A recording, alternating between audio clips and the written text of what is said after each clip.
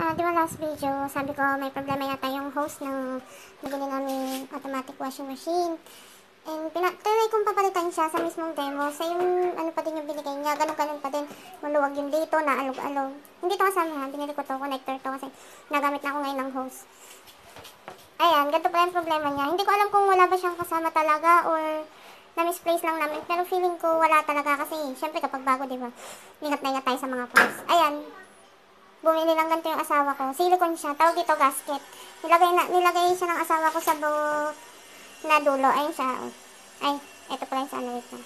Ito yung kasi natagas din sa mismong hose. Kaya nilagyan ko din sa connector ng hose.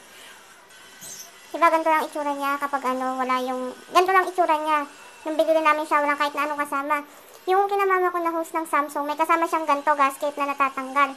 Ito feeling ko kulang siya ng gasket. Kaya nung nilagyan ito, ganitong size talaga yung dala ng asawa ko. Tapos may dala siyang ganito ha.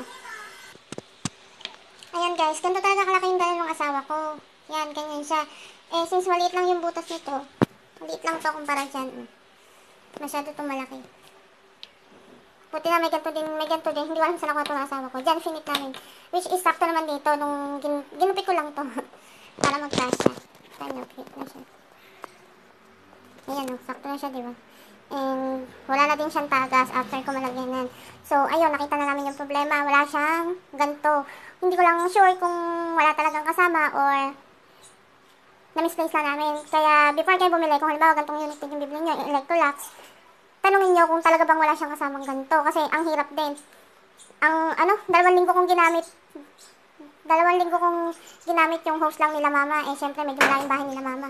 Kapag gagamit ako ng automatic washing machine, hindi ako basta-basta makapunta doon. Hindi ako basta-basta makapaglaba agad-agad kasi pupuntahan ko pa doon kina mama. Di ba nga may baby ako, hindi naman ako pwedeng basta makalipad doon. Naiwan ako nandito yung baby ko, tapos mainit pa. Kaya ayun, I suggest na kung gantong unit yung bibilin nyo, tanungin nyo kung kung may kasama siyang ganto, hanapin nyo sa demo. Kasi kung wala siyang ganto, talagang hindi mo magagamit yung washing machine, yung hose kasi ang lakas talaga ng tagas. Yun lang for today. Thank you!